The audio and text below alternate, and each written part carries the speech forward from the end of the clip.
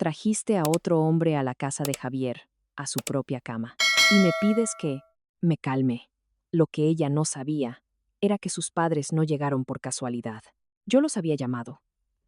Todo empezó una mañana de sábado. La camioneta de Carlos estaba estacionada a media cuadra de mi casa, con el motor apagado y dos cañas de pescar asomándose por la batea. Parecíamos dos idiotas que se habían perdido de camino a la laguna. La hielera estaba atrás, las cajas de pesca apiladas detrás de los asientos.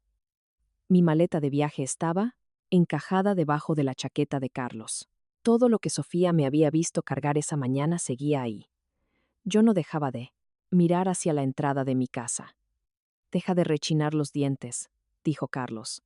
No lo estoy haciendo, respondí con la mandíbula apretada. Claro que sí, insistió. Me recosté en el asiento y traté de no volver a mirar el reloj. Sofía y yo llevábamos casados 8 años. Sin hijos, sin una mansión, sin dramas por dinero. Yo trabajaba en rutas de reparto y aceptaba horas extras siempre que había. La casa era mía desde antes del matrimonio. La había comprado después de unos años de vivir con poco y decir que sí a cada turno adicional que podía conseguir. Era un lugar sencillo de 2 recámaras, con una vieja puerta de garaje y una cocina, que había remodelado gabinete por gabinete. Había estado orgulloso de ella. Durante la mayor parte de nuestro matrimonio, Sofía había hecho que se sintiera como nuestra casa. Pero en los últimos meses, algo cambió. Empezó a dejar su celular boca abajo. Se lo llevaba al baño.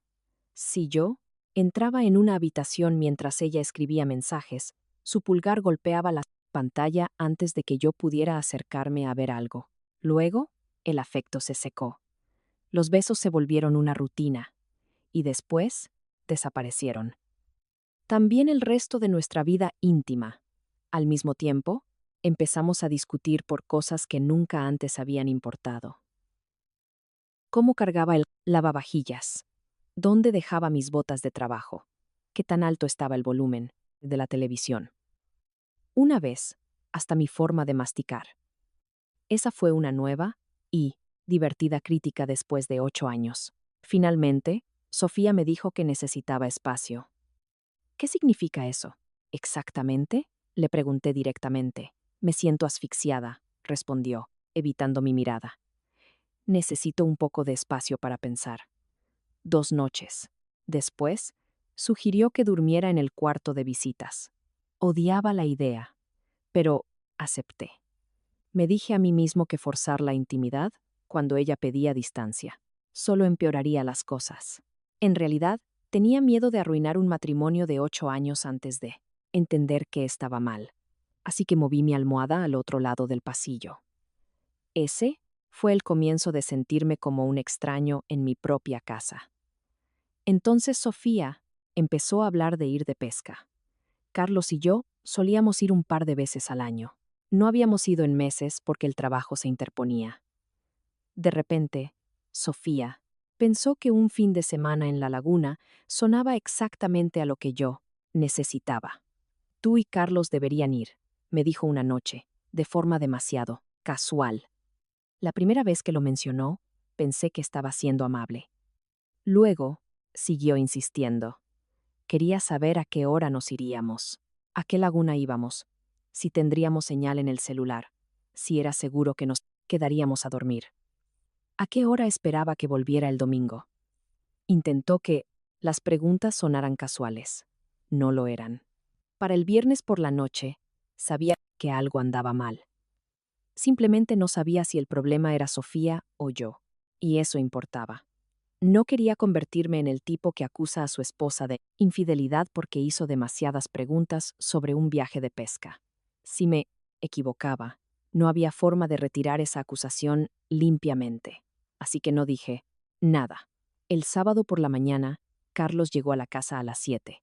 Me aseguré de cargar todo mientras Sofía me veía por la ventana del frente. Cañas, hielera, equipo, sacos de dormir, maletas.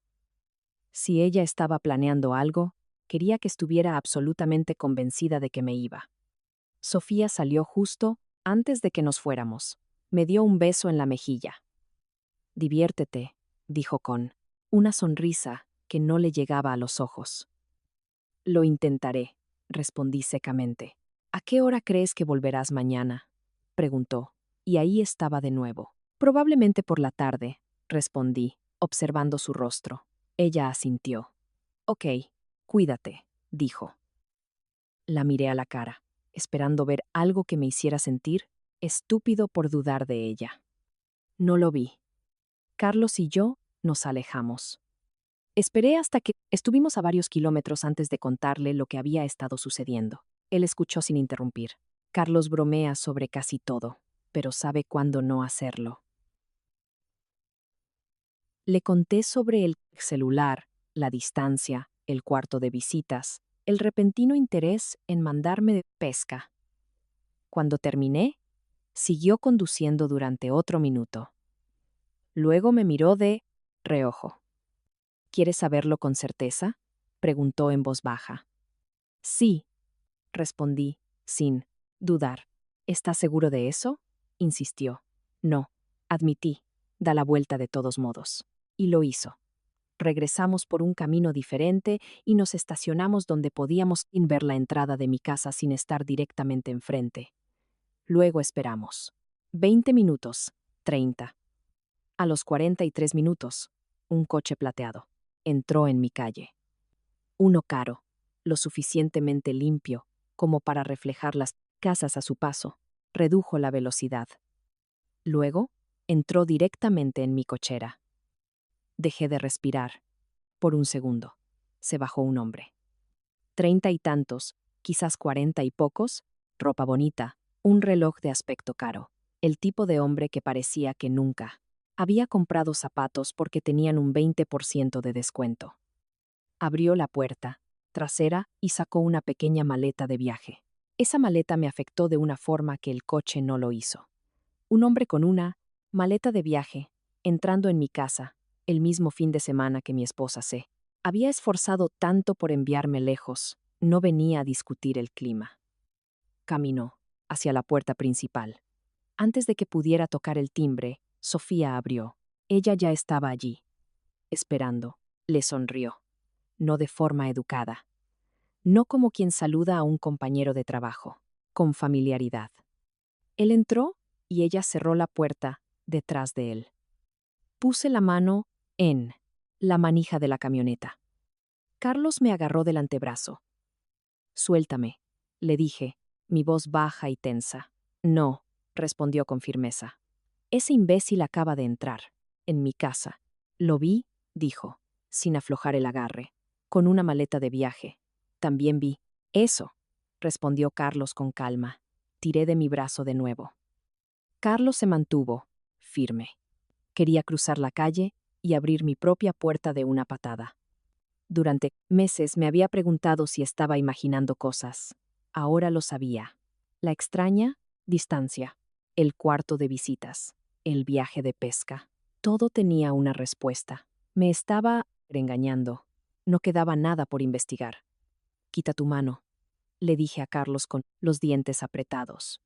Si entras ahora, tendrás tu confrontación, respondió, con calma. Esa es la idea. No, dijo él. Esa es la primera idea. Lo miré fijamente. Carlos miró hacia mi casa. Si entras ahí ahora mismo, ella sabrá lo que sabes. Ella empieza a hablar, él empieza a hablar, y todo el mundo tiene una versión. Me importa un carajo su versión, respondí. Te importará después, replicó Carlos. Volví a mirar la casa. Ese hombre estaba adentro con mi esposa. Mis manos ya habían empezado a temblar. Carlos apretó su agarre en mi brazo. No, deberíamos ser los primeros en entrar por esa puerta, dijo deliberadamente. Me volví hacia él. ¿Qué diablos significa eso? Carlos señaló hacia la casa. ¿Sus padres deberían? Dijo simplemente. Miré a Carlos como si hubiera sugerido que quemáramos la casa. ¿Sus padres? Pregunté, sin estar seguro de haberlo oído bien. Sí, respondió. ¿Para qué? Para que lo vean ellos mismos. Yo puedo verlo por mí mismo. Ese no es el punto, respondió Carlos. Se reclinó y se frotó la mandíbula. Si le llamas a su papá y le dices, Sofía me está engañando, ¿qué crees que hace? No lo sé. Podría llamar a Sofía, dijo Carlos. Eso me calló. Carlos señaló hacia la casa. Ella contesta. Continuó. Le dice que eres un paranoico. Ese tipo sale por la puerta de atrás o por el garaje. Ella arregla la recámara. Quizás llora. Quizás dice que la has estado controlando durante meses. Para esta noche, de alguna manera, todo el mundo estará discutiendo tu comportamiento en lugar del de ella. Odié lo creíble que sonaba eso. Sofía había pasado meses dándole la vuelta a cada problema para culparme a mí. Si yo decía que estaba distante, era porque yo era un necesitado. Si le preguntaba por qué escondía su celular, yo era un controlador. Si decía que dormir en cuartos separados se sentía mal, no estaba respetando su necesidad de espacio. No tenía ningún interés en darle 2 horas para que elaborara una mejor explicación. ¿Y qué se supone que les diga? Pregunté. Algo que los traiga, aquí sin que la llamen a ella primero, respondió Carlos. Supe a dónde quería y llegar antes de que lo dijera. No. Javier. No. Repetí. Ellos no me han hecho nada. Lo sé, dijo en voz baja. Quieres que asuste a 2 personas que siempre me han tratado bien. Por unos minutos, respondió. Son unos minutos muy largos. Carlos señaló a través del parabrisas. También lo es lo que ella está haciendo ahí adentro. Maldije en voz baja. Todo se sentía mal, porque estaba mal. No había una versión limpia de lo que estábamos haciendo. Podía entrar a la fuerza y posiblemente terminar en una pelea a gritos con un extraño. Podía llamar a Sofía y ver cómo ese coche plateado desaparecía antes de que pudiera cruzar la calle.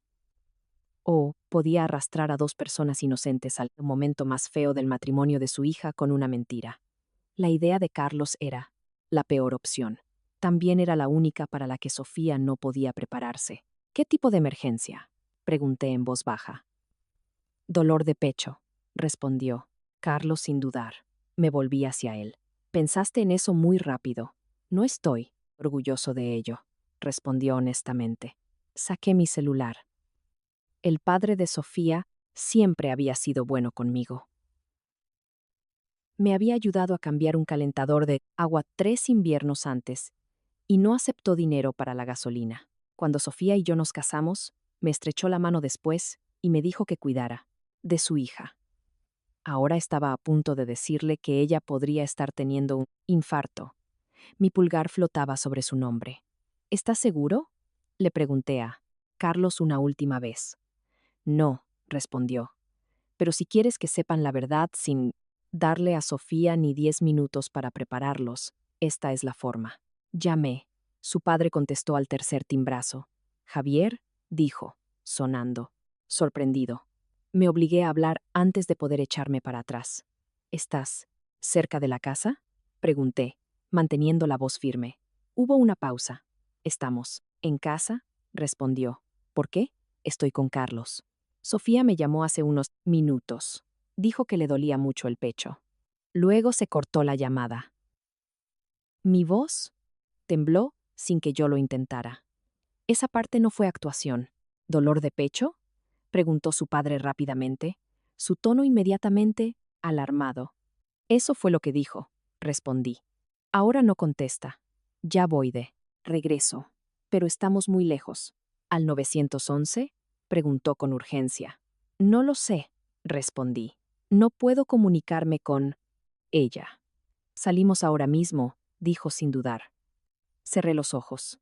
Ok, ¿te llamamos? Cuando lleguemos, respondió antes de colgar. La llamada terminó. Bajé el celular y lo miré fijamente. Por unos segundos, ni Carlos ni yo dijimos nada. Eso fue una mierda, dije finalmente. Sí, respondió Carlos simplemente. Lo miré. Se encogió de hombros una vez. Lo fue, añadió, sin intentar adornarlo. Al menos no trató de hacerlo parecer noble. Esperamos. Esos minutos siguientes fueron peores que la primera espera, porque ahora tenía algo más de qué sentirme culpable. Imaginé a los padres de Sofía, saliendo corriendo de su casa, imaginando a su hija en el suelo en alguna parte. Luego mi mente volvió directamente a mi recámara, la que Sofía me había echado porque necesitaba espacio. Me pregunté si la maleta de viaje de ese tal Ricardo estaría en mi lado de la cama. Me pregunté si mi almohada todavía estaría allí. Me pregunté cuántas veces ya había estado dentro de esa casa. Me detuve. No tenía sentido inventar detalles. La realidad ya había hecho suficiente. Carlos revisó su espejo. Coche, dijo. Me giré. Los padres de Sofía entraron en la calle más rápido de lo normal. Luego frenaron bruscamente frente a la casa. Su padre apenas puso el coche en parking.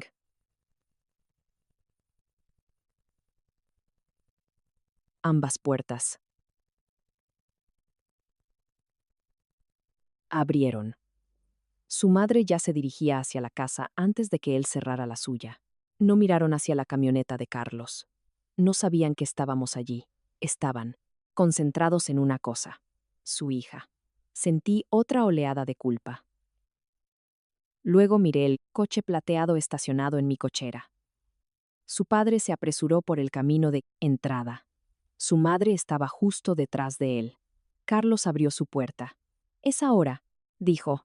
Me bajé. Sentí las piernas extrañamente ligeras, como si me hubiera levantado, demasiado rápido. Delante de nosotros, el padre de Sofía llegó a la puerta principal. No tocó. Usó la llave de emergencia que Sofía les había dado a sus padres años antes. La puerta se abrió. Sus padres desaparecieron adentro. Carlos y yo cruzamos la calle varios segundos detrás de ellos. Aún nos acercábamos al camino de entrada cuando escuché el primer grito. No era de Sofía, era de su madre. Agudo, conmocionado y lo suficientemente penetrante como para que me detuviera en seco. Un segundo después, su padre comenzó a gritar. Al principio no pude entender las palabras. Solo su voz. Más fuerte de lo que nunca la había oído. Luego, algo se estrelló dentro de la casa. Durante meses, había imaginado cómo sería atrapar a Sofía. En cada versión, yo era el que abría la puerta. Yo era el que estaba allí mientras ella intentaba explicar. La realidad sonaba peor desde afuera. Carlos me tocó el hombro. Tenemos que entrar, dijo. Saqué mi celular. ¿Qué estás haciendo?, preguntó. Grabando, respondí. No porque quisiera un recuerdo. Quería un registro de quién estaba allí y en qué nos estábamos metiendo. No tenía idea de lo que Sofía diría más tarde. En ese momento, no confiaba en nada de lo que saliera de su boca. Empecé a grabar y seguí a Carlos adentro. La sala parecía como si alguien hubiera sacudido la casa. La madre de Sofía estaba cerca del pasillo con ambas manos en alto, gritando hacia la recámara. Su padre estaba más adentro, y un tipo, Ricardo, intentaba salir. Lo vi en pedazos al principio, porque mi cerebro no procesó la escena lo suficientemente rápido.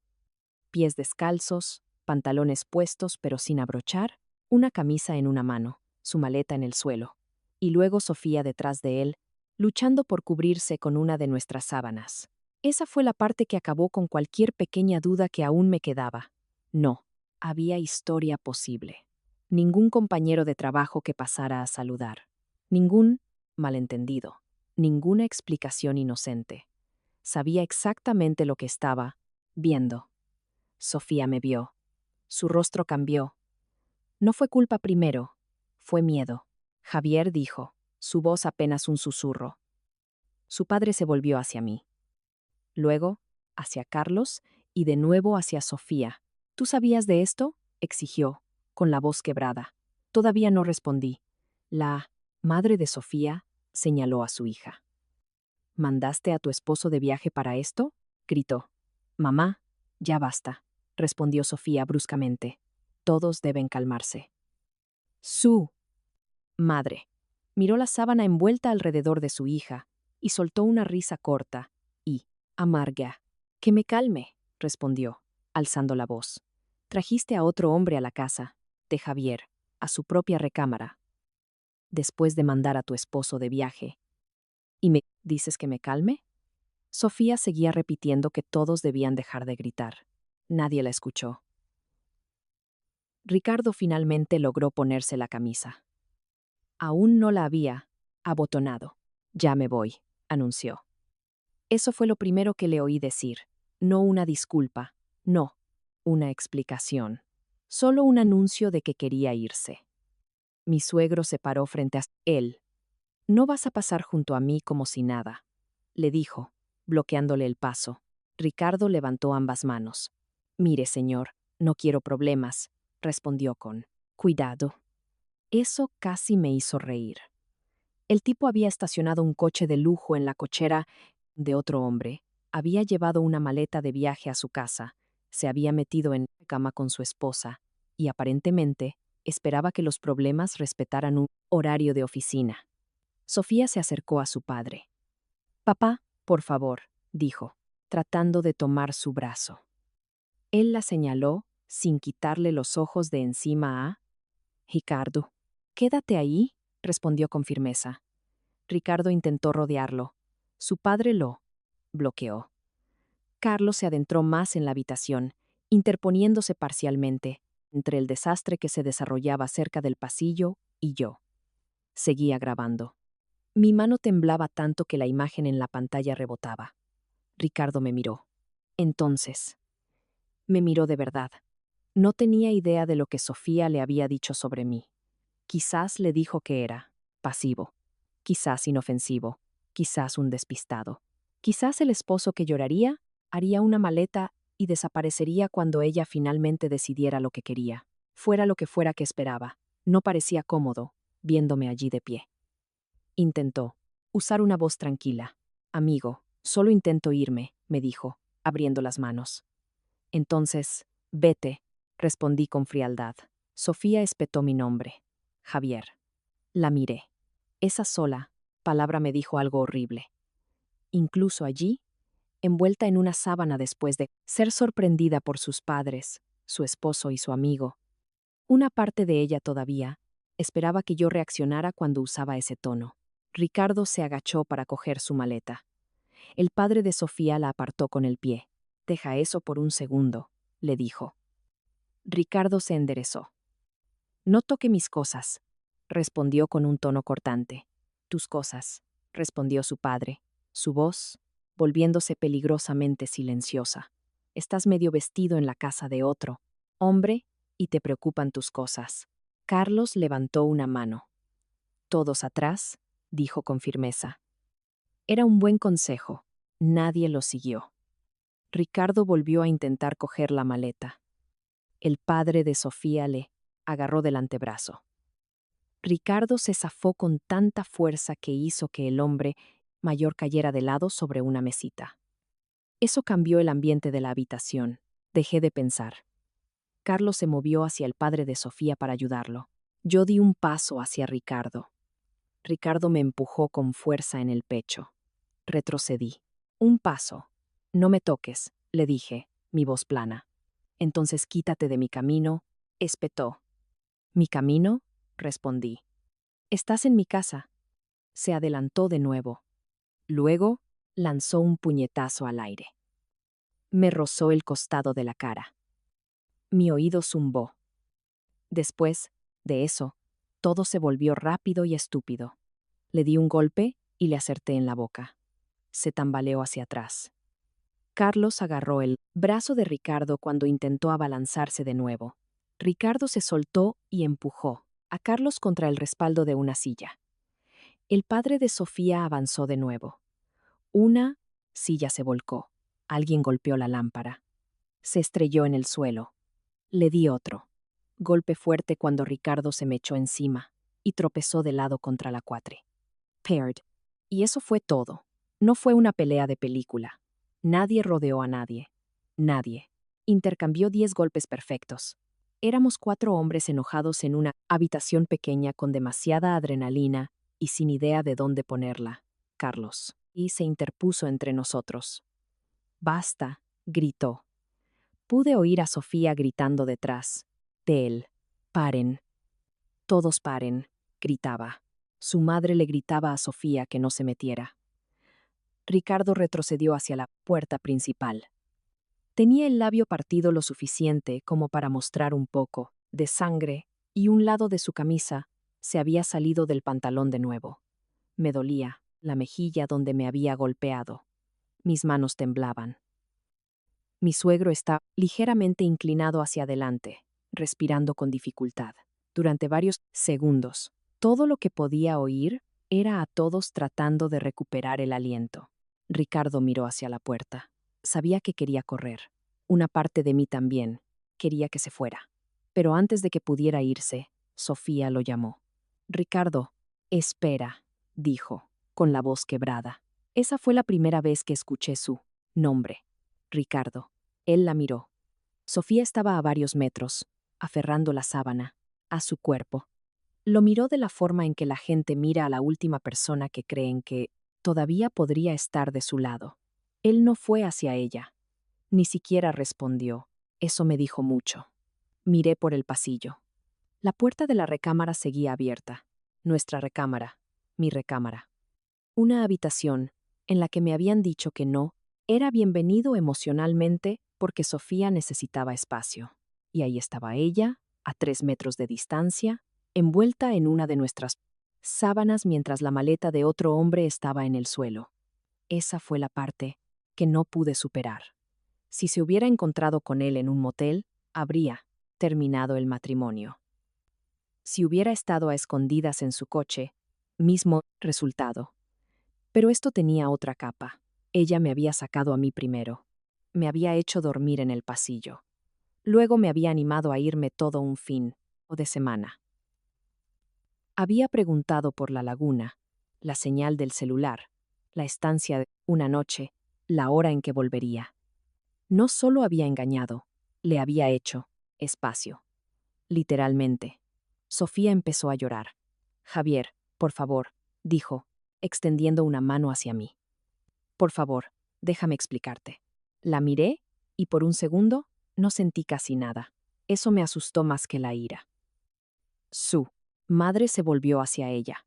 «¿Explicar qué?», exigió bruscamente. «Mamá, no. ¿Entiendes cómo ha sido nuestro matrimonio?», respondió Sofía desesperadamente. Finalmente respondí. «Abriste la puerta antes de que él tocara», dije en voz baja. La boca de Sofía se cerró. Esa frase golpeó más fuerte de lo que esperaba porque todos entendieron lo que significaba. Este no fue un primer error. No fue algo que sucedió 10 minutos antes. Ella lo había estado esperando. Mi suegro miró a Sofía. «Sabías exactamente cuándo venía», dijo, con la voz hueca. Sofía negó con la cabeza. «Papá, es complicado», insistió. «No», respondió su madre con firmeza. «En realidad no lo es». Ricardo se agachó de nuevo y cogió su maleta. Carlos se hizo a un lado para que pudiera cogerla. «Llévate tus cosas», le dijo Carlos con calma. Ricardo lo hizo, pero aún no se fue. El padre de Sofía se interpuso entre él y la puerta, no atacándolo ahora, solo mirándolo fijamente. La parte física se había agotado. Nadie quería otra ronda. Ricardo ciertamente no. Se quedó cerca de la puerta principal con su maleta en una mano y sus zapatos en la otra. Parecía un hombre de dinero cuando llegó. Ahora parecía ridículo. Eso debería haberme satisfecho, pero sobre todo me sentía cansado. Mi celular todavía estaba en mi mano, todavía grabando. Casi lo había olvidado. Miré la pantalla y vi lo mucho que temblaba mi mano. Detrás de mí, Sofía lloraba en silencio ahora.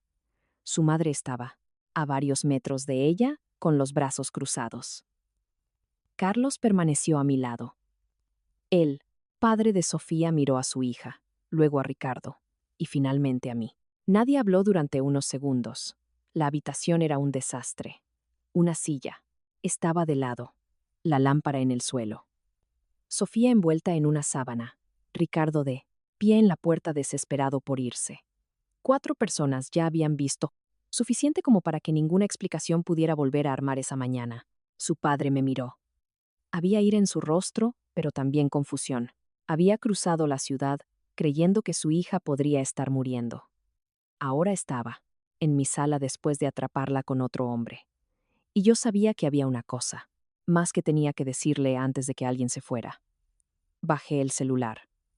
¿Hay algo que necesitan saber? Dije con cuidado. El padre de Sofía me miró fijamente. Tragué saliva. El infarto nunca pasó, le dije. ¿Qué? El padre de Sofía me miró fijamente por un largo segundo. ¿Qué? Preguntó. Su voz se volvió muy quieta. Dejé de grabar y bajé el celular por completo. No hubo dolor de pecho, respondí. Sofía nunca me llamó. Su expresión se quedó en blanco. La madre de Sofía me miró. Carlos se mantuvo en silencio. Incluso Ricardo dejó de alcanzar la manija de la puerta. Sofía dejó de llorar. Su padre dio un paso hacia mí. ¿Me mentiste? Preguntó. Sí, respondí sin pestañear. Me dijiste que mi hija podría estar teniendo un infarto.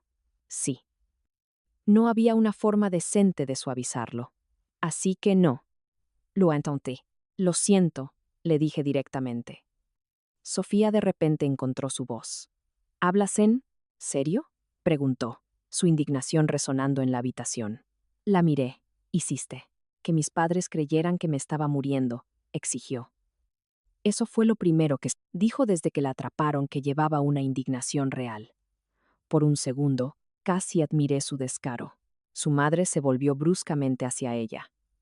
Sofía, yo que tú tendría mucho. Cuidado con lo que te quejas ahora mismo, dijo con frialdad. Sofía la ignoró. Tú organizaste todo esto, me dijo, señalándome con el dedo. No, respondí con calma. Tú organizaste esto. Yo solo cambié quién abrió la puerta. Su padre se frotó la cara con ambas manos. Pude ver que la mentira lo había herido. Odiaba esa parte. No conocía otra. Forma de traerte aquí sin advertirla, expliqué. Él bajó las manos. Podrías haberme llamado y decírmelo, respondió en voz baja. Decírtelo y mostrártelo son dos cosas diferentes, respondí. Nadie habló. Continué porque si me detenía, probablemente no volvería a empezar. Si te llamaba y te decía que Sofía me estaba engañando, ¿qué pasaba? Pregunté. Quizás me crees, quizás no. Quizás la llamas a ella primero. Ella contesta, él se va, y luego te dice que soy un celoso, controlador, paranoico, lo que funcione. Ella llora, todo el mundo tiene una historia. Sofía negó con la cabeza. Eso es una locura, replicó. Señalé hacia el pasillo. Pero ahora no necesitas mi historia, respondí. Su padre siguió mi mano con los ojos. La puerta de la recámara todavía estaba abierta. Ricardo todavía estaba de pie cerca de la puerta principal. Sofía todavía estaba envuelta en la sábana. Lo viste tú mismo, continué. Ambos lo hicieron. Su madre miró a Sofía de nuevo. Sofía intentó otra dirección. Nuestro matrimonio ha estado mal durante meses, dijo. Reí una vez. No porque fuera gracioso. Sí, respondí. Qué curioso cómo funcionó eso. ¿Qué se supone que significa eso? Preguntó bruscamente. Dijiste que necesitabas espacio, respondí. Y lo necesitaba, contestó. Así que me mudé al cuarto de visitas. Tú estuviste de acuerdo con eso, replicó ella. Luego empezaste a insistir con el viaje de pesca. Sofía desvió la mirada. Continué. Quería saber cuándo me iba, a dónde íbamos, si tendríamos señal, si nos quedaríamos a dormir, a qué hora volvería el domingo. Su padre la miró. Sofía lo vio. Fue entonces cuando la discusión dejó de ser entre nosotros dos. Ya no intentaba convencerme a mí. Intentaba evitar que sus padres armaran el plan. No fue así, dijo Sofía. Su madre la miró fijamente. ¿Entonces cómo fue? Preguntó. Sofía no respondió. Yo sí. Llegó a la casa 40 Y 3 minutos después de que nos fuimos, dije, con una maleta de viaje, añadió Carlos, desde detrás de mí. Sofía lo miró como si lo odiara. A Carlos no le importó. ¿Estabas espiando nuestra casa? Me preguntó, cambiando de táctica. Mi casa, respondí. Eso le valió otra mirada pero ella. No intentaba ganar puntos. Simplemente salió. Ricardo se movió cerca de la puerta principal. Realmente necesito irme, dijo secamente. Sofía lo miró de inmediato. Ricardo, espera, respondió, con la voz débil. Él la miró. Por primera vez desde que entré, Sofía parecía menos preocupada por mí y más preocupada porque él se fuera. Quizás pensó que él era el siguiente capítulo. Quizás se había imaginado saliendo de mi casa y entrando directamente en la vida que su coche y su ropa parecían prometer. Estaba a punto de aprender algo. Sofía, dijo Ricardo en voz baja, este no es el momento. Su rostro cambió. ¿Este no es el momento? Preguntó. La incredulidad se apoderó de su voz. No voy a hacer esto aquí, respondió, ya, acercándose a la puerta. Su padre soltó otra risa corta e incrédula. Por supuesto que no, dijo. El coche caro, el reloj, la ropa, todas las cosas que probablemente lo habían hecho parecer impresionante cuando todo era secreto. Nada de eso significaba mucho en esa habitación. Sofía lo miró fijamente. ¿Así que simplemente vas? Preguntó, su voz apenas aguantando. Ricardo se frotó la boca donde lo había golpeado. ¿Qué quieres que haga? Respondió encogiéndose de hombros. Esa frase hizo más daño que cualquier discurso que yo pudiera haber dado. Sofía lo miró como si hubiera esperado una respuesta diferente. Quizás esperaba que él dijera que la amaba. Quizás esperaba que se quedara a su lado. Quizás solo esperaba que no la abandonara mientras llegaban las consecuencias. No le dio nada. Te llamo, dijo Ricardo, ya dándose la vuelta. Sofía no respondió. Mi suegro se apartó de la puerta. Vete, le dijo a Ricardo, su voz como una piedra. Y Ricardo se fue. Abrió la puerta principal y salió con su maleta de viaje y sus zapatos. Nadie lo siguió. No era necesario. Unos segundos después, oímos arrancar el coche plateado. Luego se alejó. Sofía se quedó allí, mirando hacia la ventana. Por primera vez, pareció entender que él realmente se había ido, sin una gran declaración, sin promesas de volver por ella, sin ofertas de un nuevo hogar. Solo las luces traseras. Su madre también se dio cuenta. Así que, ¿ese es él? Le preguntó a Sofía, con la voz tensa. Esto es lo que valía la pena. Mamá, por favor, respondió Sofía en voz baja. No, dijo su madre. No, me vengas con mamá, por favor. Su padre se sentó pesadamente en el borde de una silla. Parecía agotado. Luego se volvió hacia mí. Estoy enojado contigo por mentirnos, dijo. Lo entiendo, respondí. Pero entiendo por qué lo hiciste, añadió después de un momento. Sofía se volvió hacia él. Papá, dijo, tratando de alcanzarlo. Él levantó una mano. No, respondió, y esa sola palabra la detuvo en seco. Me miró de nuevo. No debiste decirnos que estaba teniendo una emergencia médica, dijo con calma. Lo sé. Pero lo que encontramos cuando llegamos aquí no es tu culpa, respondió. Sofía empezó a llorar más fuerte. Su padre la miró. Tú planeaste esto, le dijo. Sofía negó con la cabeza. Papá, no lo sabes. Todo, respondió. Sé lo suficiente, dijo simplemente. Eso pareció quitarle algo de la pelea. Miré a Sofía. Recoge lo que necesites. Para esta noche, le dije. Ella levantó la cabeza de golpe. ¿Qué? No te vas. A quedar aquí. Javier, por favor, respondió, acercándose a mí. No, necesitamos hablar. Hemos estado hablando durante meses, respondí. Aparentemente, también estabas agendando citas. Carlos bajó la mirada, probablemente ocultando una reacción. La madre de Sofía se acercó a su hija. Vienes con nosotros, dijo, sin dejar lugar a discusión. Sofía miró a su madre, a su padre y luego a mí. Por favor, no hagas esto, dijo. Casi le pregunto a qué parte se refería. ¿Hacerla irse? ¿Terminar el matrimonio? ¿Negarme a fingir que no había visto a otro hombre? ¿Entrar en mi casa con una maleta de viaje? En lugar de eso, dije lo único que importaba. El matrimonio se acabó. Sofía se quedó allí un momento, esperando que me retractara. No lo hice.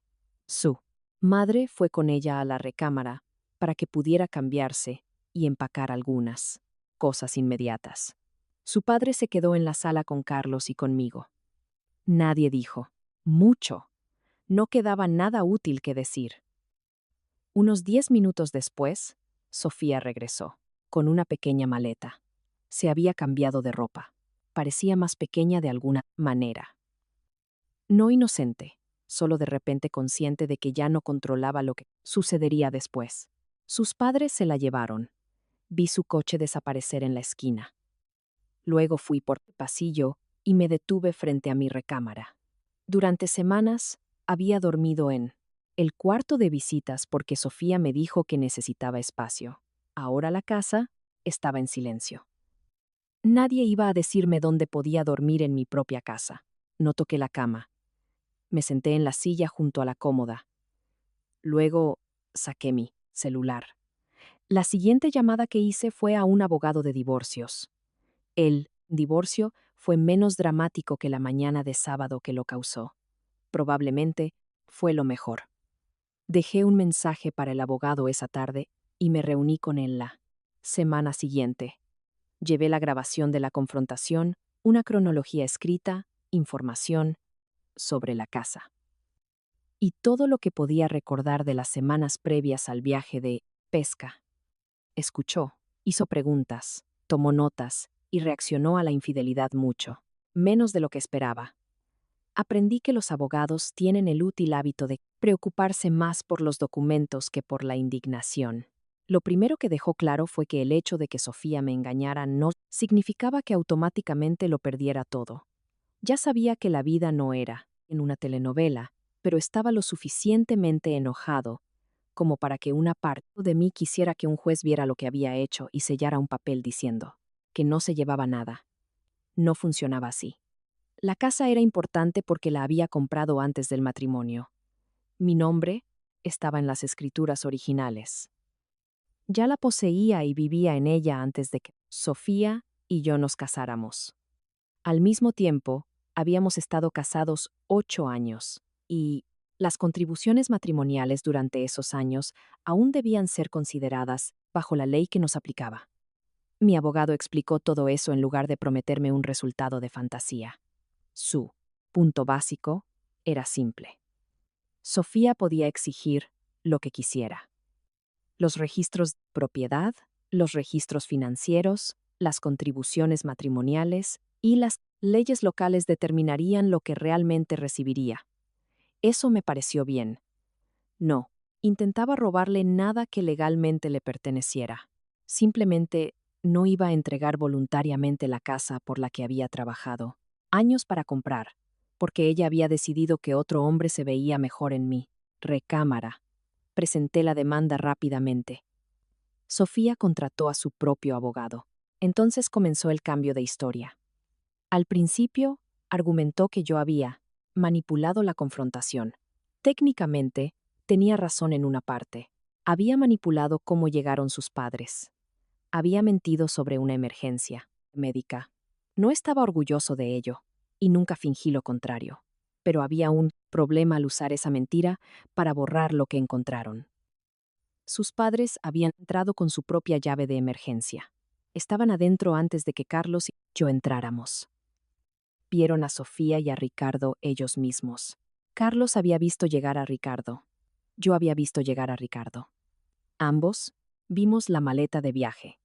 La grabación estableció quién estuvo presente durante las secuelas inmediatas, y capturó lo suficiente de la confrontación para evitar que la mañana se convirtiera en un vago desacuerdo sobre lo que supuestamente sucedió. Sofía podía discutir mi método. No podía convertir a 4 testigos en una alucinación. Su madre lo sabía. Su padre lo sabía. Carlos lo sabía. Yo lo sabía. Eso también se volvió importante fuera del proceso legal. Sofía intentó decirles a sus padres que la aventura ocurrió porque nuestro matrimonio ya estaba roto. Al parecer, su madre le preguntó si los matrimonios rotos normalmente requerían verificar el horario de pesca de un esposo. Eso me lo contó mi ex-suegro más tarde. No me reí cuando me lo dijo. Quise hacerlo. Sofía también intentó apoyarse en la idea de que Ricardo la había arrastrado a algo que ella no había planeado realmente. Eso tampoco sobrevivió a los hechos. La gente confundida no pregunta repetidamente a qué hora se va su esposo de pesca. No preguntan si tendrá señal. No confirman que se quedará a dormir. No organizan que otro hombre llegue menos de 1 hora después de que el esposo se vaya. Y, definitivamente, no abren la puerta principal antes de que él pueda tocar el timbre. Ese último detalle se quedó grabado en la mente de su padre. Lo mencionó más de una vez. La puerta ya se estaba abriendo. Eso fue lo que le hizo entender que no se trataba de un desastre espontáneo. Ricardo era esperado. En cuanto a Ricardo, resultó ser aún menos útil para Sofía de lo que esperaba. Nunca lo contacté. No lo necesité. Por lo que finalmente me llegó, una vez que el secreto desapareció. También lo hizo la mayor parte de su entusiasmo. Dejó de aparecer. Las llamadas se hicieron menos frecuentes, cualesquiera que fueran las promesas que sonaban emocionantes cuando Sofía andaba a escondidas a mis espaldas. Aparentemente se volvieron mucho menos atractivas cuando ella estaba separada, viviendo con sus padres, hablando con abogados de divorcio y esperando que él se quedara a su lado. No le ofreció una casa nueva. No la arrastró a una lujosa vida de reemplazo. Creó distancia. La última imagen clara que quería de Ricardo era la que ya tenía. Él saliendo de mi casa con su maleta de viaje y sus zapatos. Sofía se quedó con sus padres durante varias semanas antes de conseguir finalmente un pequeño apartamento. Esas semanas fueron duras entre ellos. No la repudiaron. Seguían siendo sus padres, pero hay una diferencia entre amar a alguien y creerle. Sofía aparentemente esperaba que instintivamente defendieran a su hija. En cambio, habían sido los primeros en entrar por la puerta. Su madre la había visto luchando por cubrirse. Su padre había visto a Ricardo medio vestido en la casa. No había ninguna diversión que Sofía pudiera darles más fuerte que su propio recuerdo. Un par de meses después de iniciado el proceso de divorcio, Sofía me llamó. Casi no, contestó. Pero lo hice. Sé que te lastimé, dijo en voz baja. Esperé. Lo que hice estuvo mal, continuó, especialmente traerlo a la casa. Eso sonó cercano a una disculpa real, durante unos 30 segundos. Luego la explicación comenzó a tener condiciones. Estaba sola, dijo. No nos habíamos estado comunicando. Estaba confundida sobre lo que quería. Escuché hasta que usó la palabra confundida de nuevo. Sofía, dije, interrumpiendo con cuidado. La gente confundida no pregunta a qué hora se va su esposo de pesca. Se quedó en silencio. Continué. No preguntan a dónde va, si tiene señal y exactamente cuándo volverá a casa. Tú planeaste todo a mis espaldas. Eso no. Significa que no me importaras, respondió suavemente. Estoy seguro de que te importaban muchas cosas, respondí. Empezó a llorar. Meses antes, ese sonido me habría hecho correr a arreglar lo que estuviera mal. Ahora me senté en la mesa de mi cocina y miré la puerta del gabinete que había instalado ligeramente torcida hacía 6 años. Había estado queriendo arreglarla. Desde entonces. Es curioso lo que se vuelve importante después de que un matrimonio termina. ¿Realmente no hay ninguna posibilidad de que podamos detener esto? Preguntó Sofía, con la voz quebrada. Podríamos intentar terapia. No, respondí. No con enojo. Simplemente no. ¿Me odias? Preguntó. Lo pensé. No, respondí. Simplemente ahora te creo. No dijo nada durante varios segundos. Luego la llamada terminó. El resto del divorcio fue papeleo, reuniones, declaraciones financieras, discusiones sobre propiedades, correos, electrónicos de abogados, firmas. Hubo discusiones por dinero. Hubo desacuerdos sobre qué contaba como bienes matrimoniales y cómo debían tratarse las contribuciones. Pero no hubo un castigo mágico en la corte.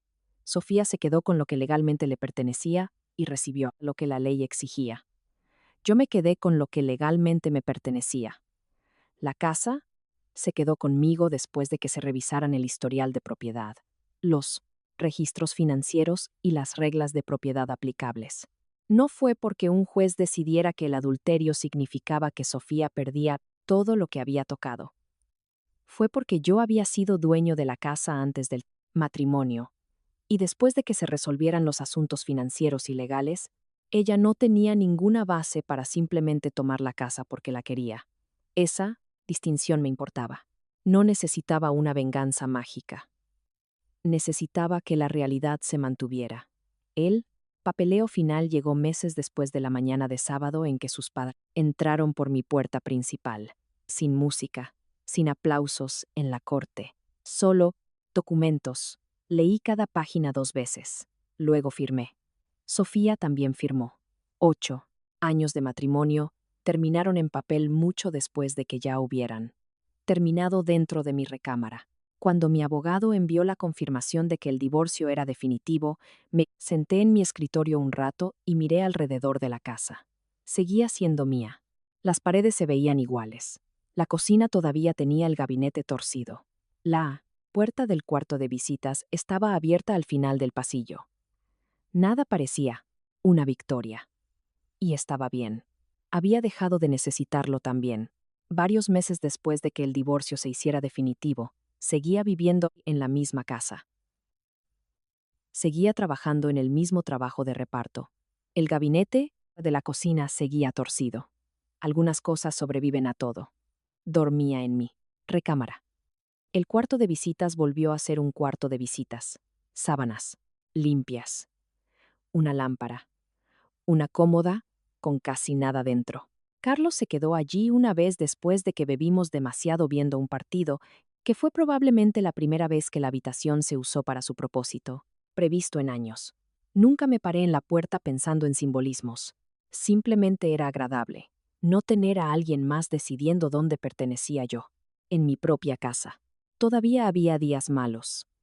A veces llegaba a casa del trabajo, entraba en la cochera y recordaba el coche plateado estacionado allí.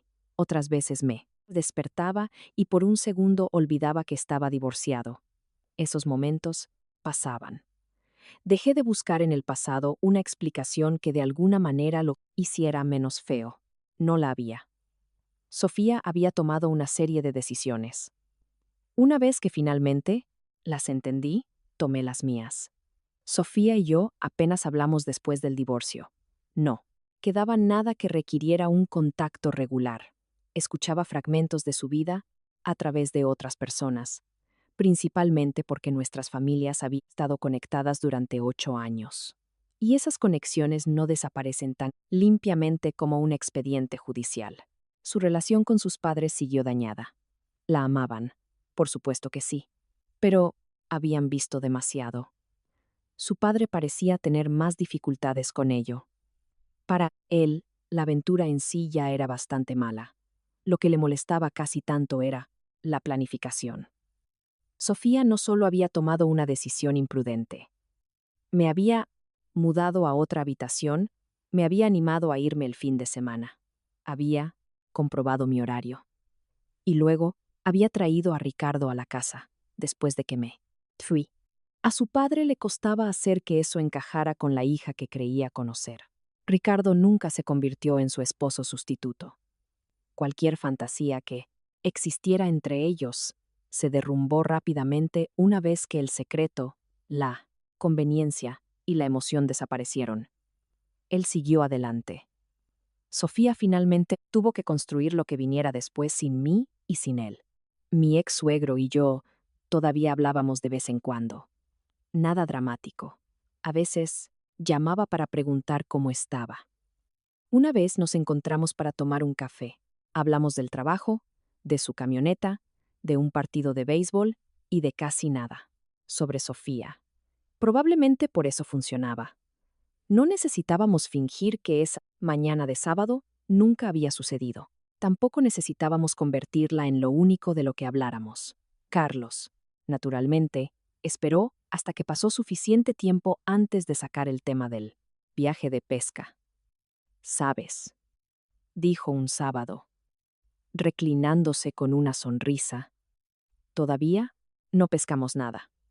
«Nunca llegamos a la laguna», respondí. «Detalles técnicos», contestó encogiéndose de hombros. Me preguntó si quería intentarlo de nuevo. Estuve de acuerdo. Así que finalmente, hicimos el viaje de pesca para el que habíamos cargado la camioneta meses antes. Empacamos las cañas, la hielera, las cajas de pesca, el equipo para pasar la noche, y luego nos fuimos. Nadie se paró en mi puerta, preguntando exactamente a qué hora me iba. Nadie necesitaba saber si mi celular tendría señal. Nadie preguntó si definitivamente nos quedaríamos a dormir. Nadie necesitaba una hora exacta de mi regreso. Simplemente nos fuimos. Sentado junto al agua esa noche, Carlos me preguntó algo que me habían preguntado varias veces desde divorcio. ¿Sientes que ganaste?, preguntó, mirando el agua. Lo pensé. No, respondí honestamente. Carlos asintió. Él entendía. Esa era la verdad. No, gané un premio. Perdí un matrimonio de 8 años. Perdí la versión de Sofía con la que creía haberme casado. Perdí años que no podía recuperar. Llevar a sus padres a esa casa no borró nada de eso. Lo que hizo fue hacer imposible enterrar la verdad. Sofía esperaba que yo me mudara silenciosamente al cuarto de visitas mientras otro hombre tomaba lentamente mi lugar. Por un tiempo, sí me mudé a esa habitación porque pensé que darle espacio a mi esposa podría ayudar a salvar el matrimonio. Una vez que supe para qué era realmente ese espacio, dejé de ceder terreno. No necesitaba destruir toda la vida de Sofía. No necesitaba que Ricardo quedara arruinado. No necesitaba que todo el mundo supiera lo que pasó. Necesitaba que la verdad saliera a la luz, donde las personas que importaban pudieran verla. Luego, necesitaba salir del matrimonio sin dejar que Sofía reescribiera por qué terminó. Y eso sucedió. Hoy en día, el cuarto de visitas es solo un cuarto de visitas de nuevo. La recámara es mía. La casa está en silencio. Mi vida es diferente a la que pensé que estaba construyendo. Más pequeña en algunos aspectos, pero al menos me pertenece. No gané nada. Simplemente dejé de perder. ¿Tú habrías revelado la mentira sobre el infarto? ¿O habrías dejado que tus suegros creyeran que llegaste justo a tiempo? Cuéntamelo en los comentarios. Gracias por escuchar. Si te gustó esta historia, no olvides darle me gusta y suscribirte para no perderte la próxima.